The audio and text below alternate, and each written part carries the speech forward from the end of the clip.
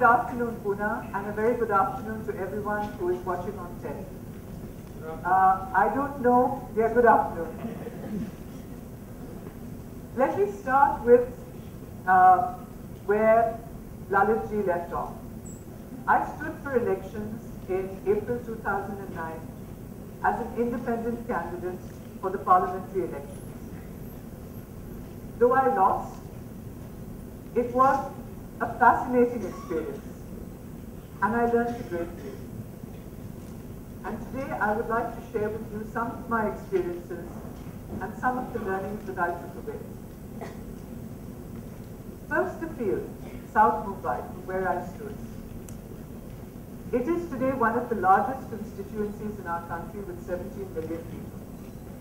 But it's compressed into a very small geographic area. In terms of demographics, it's by and large quite an affluent constituency. But we still have 35% of our people living in slums. In terms of the competitive landscape, I was standing against 20 other candidates, 2 of whom were sitting MPs, and another 2 who had criminal cases pending against them. So quite an interesting arena. And when I announced that I was going to stand, this generated quite a lot of interest in the press. Some of it was positive, and some of it was quite skeptical. The people who were positive said many nice things. But those who were skeptical very quickly called me the Malabar Hill Mensai. And so my campaign team and I decided that we would need to make sure that during my campaign I reached out to every part of the constituency, whether these people lived in high-rise buildings or in chawls or in slums. And because it is, as I said, a small geographic constituency, I decided to run my campaign on foot in what we call a Padyatra campaign. I would start my day quite early in the morning, around 6:30, usually in the slums, spend the morning there, come home to have a quick bite, and then spend the afternoon with colleagues from the media, journalists, TV press reporters, and then around 4 o'clock, start going to building societies, to high-rise buildings, wherever I was invited, the citizens' debates, to talk about the issues that I was standing on. My experience in the slum was the most unique experience for me because I had not experienced that before. And it was also a very humbling experience. I don't know what you think of the slums. I had a very different impression. But as we walked through the slums, the thing that I was most struck by was how clean these very little small houses were. They're small little tenements. No one has more than, if I stretch my arms out, a little bit longer than that.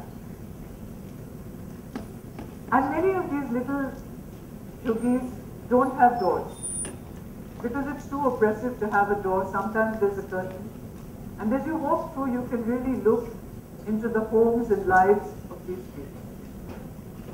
As I said, I was struck by the fact that the homes were spotless. You could literally eat off the floors. The thing that you saw were their possessions. In every home, there was a steel rack with bartans. And I would come home and I would tell my staff, I should take you here, because just see how these bartans are shining. In the morning when we walked through, you would see mothers. You know those Lifebuoy ads where the mother is rubbing the child and char nikal raha hai uske kanon se? That's a very common sight. You would see children being really washed clean. And by about 8:30 or 9, the slums would be empty because people had gone to work. The children had gone to school and college.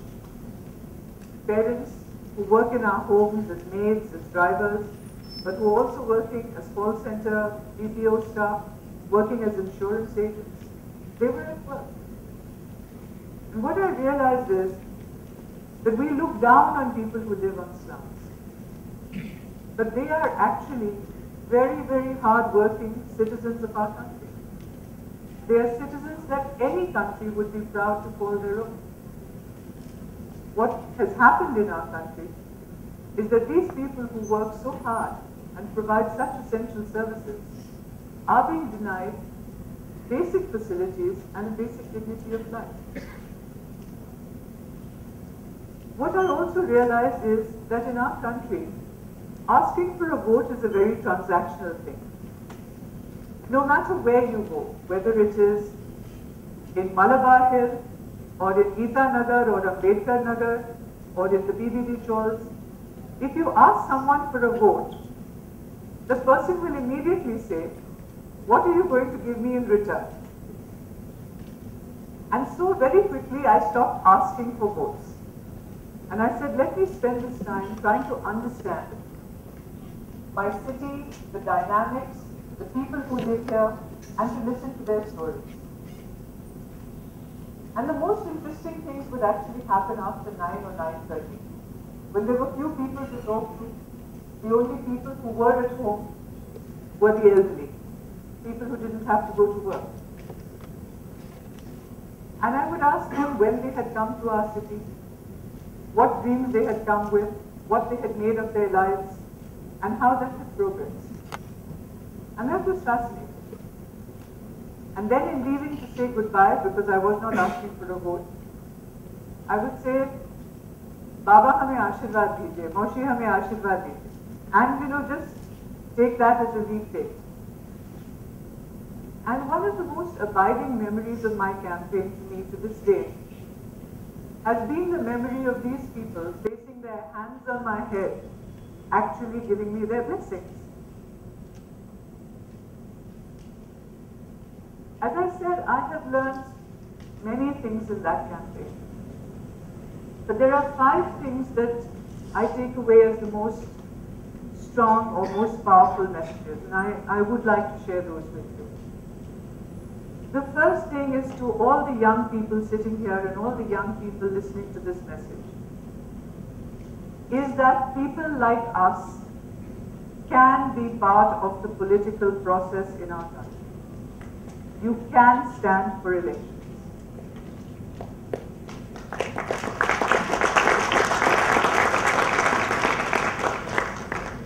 And that's not obvious, is it? It wasn't obvious to me because people like us don't. We watch all these Hindi movies and you get a certain impression of how the political process is. And you're not sure. And the fact is that you actually do not have to be the child of a politician, do not have to be the son and daughter of a criminal to be able to stand for elections. I will say, you may not win, but you can stand.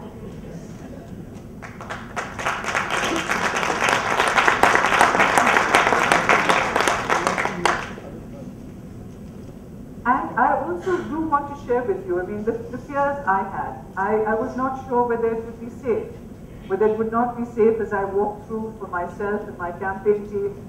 I was not sure the opposition would target us. I was not sure if it would be safe for our family. But what I will say is that the election commission, that the election machinery works. It works well, and it is possible.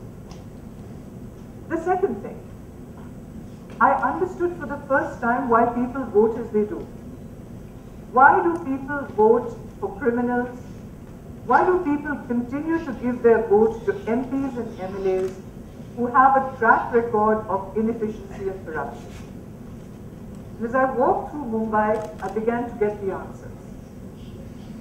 One day walking through Bindi Bazaar, a lady in a burqa came up to me and she said very softly, "Behan, hum aapko vote nahi de sakte." So I stopped and I said, this is interesting. She's come and speaking to me. Let's find out more. So I asked her why. And she said, देखो, अगर हमारी बेटी को कोई उठा करके ले जाता है, तो तुम क्या करोगे? तुम उसे वापस दिलवा सकती हो या नहीं। और ये जो तुम्हारे खिलाफ खड़े हैं, अगर हम उनको एक फोन कर दें तो हमारी बेटी सही सलामत 1 घंटे में पहुंच जाए। And in many parts of our country, the reason that people give their votes to criminals is that it is these people who are able to deliver speedy and efficient justice, which the state is not able to provide. In other parts of the city, people would say, can you give us a water connection? Can you get us a Sulabh Shauchalaya? Can you get a bus stop to stop near this bus station? Can you get this road paved? Can you get our children admission into this school or into that college? And these are simple entitlements which should be available to everyone in this country as a matter of normal course. But they have now become a matter of political largesse to be doled out by the incumbent MP or MLA. And then, of course, the third thing. As you go, lots of people would say, well, so-and-so is offering us so much money and so-and-so is offering us so much other things. And then we would have a good laugh because I would say, देखो, आप ये पैसे जरूर लेना, सबसे लो, ये आप ही का पैसा है. And so, this is why people move the way they do. My third learning was that individuals, that one person can make a difference.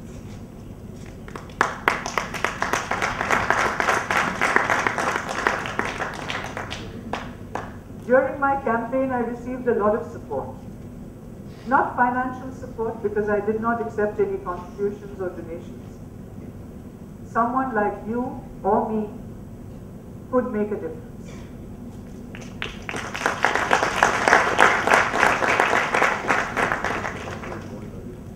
I'd like to spend just a minute or two talking about two other learnings that I had.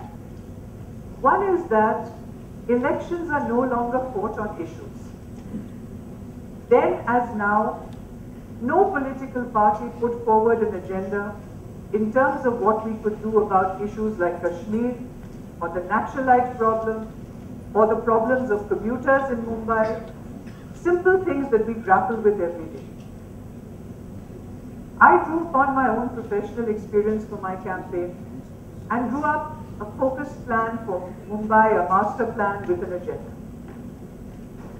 And increasingly the press started focusing on this because this was an issue-based agenda. And I started over time getting a lot of calls from young journalists saying, Meera, do you know, so-and-so has adopted your agenda. And I said, that's a wonderful thing. If everyone adopts a good agenda, then it doesn't matter which candidate wins. Mumbai will be a better place because we will have a better agenda. And what they showed me was that politicians, all politicians, need help with framing good policy.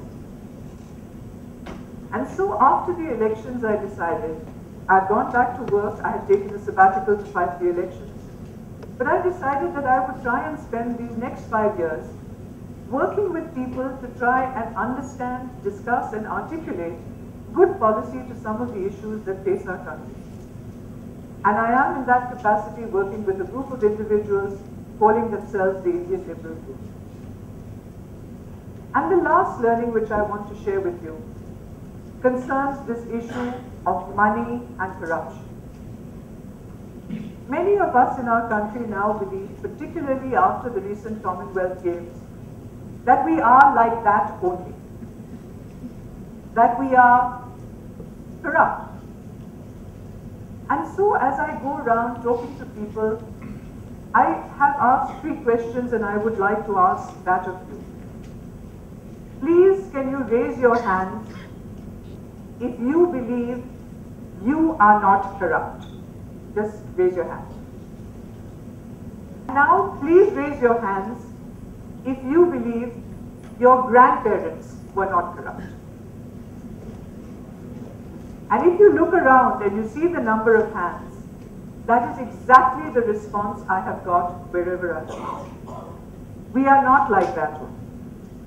The majority of Indians are hard-working, God-fearing, decent, honest people. But we have a few. We have a few who are corrupt, and we must call them to accountability. As I conclude, I will share with you one last story. You may know that I stood for elections because for me the catalyst was the 26th November attack on Pune. And I discussed this quite often with my father, naval officer, Admiral Hiranandani, who was also an expert on maritime security. And I said to him, we need more security forces. And his response to me was very interesting. He said, Beta, if you want to protect yourself against terrorists through security forces, then you will need to have one policeman, one guard for every citizen. And in a country of 1.2 billion people, that is simply not possible. But if every citizen becomes a vigilant policeman, then you will have a secure state.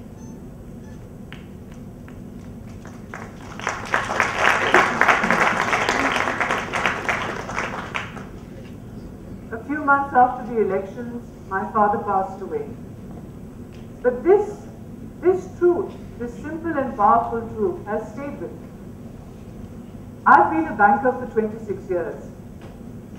And in everything that I've done as a banker, I've tried to be a citizen banker. The projects I've financed, whether they're large telecom projects or small microfinance projects, I've tried to do projects which I believe were good for the people in the community where they were intended for. I suppose when I stood for elections, I've tried to be a citizen politician. And in that sense, you are me and I am you. And I would like to ask you this question. If you can be comfortable being a daughter, but also a mother, you can be comfortable being a sister, but also a wife, can you also be comfortable in being a citizen doctor, a citizen teacher, a citizen insurance agent, a citizen farmer? Can we all be active citizens? Because if we can, then we can change our nation. Thank you.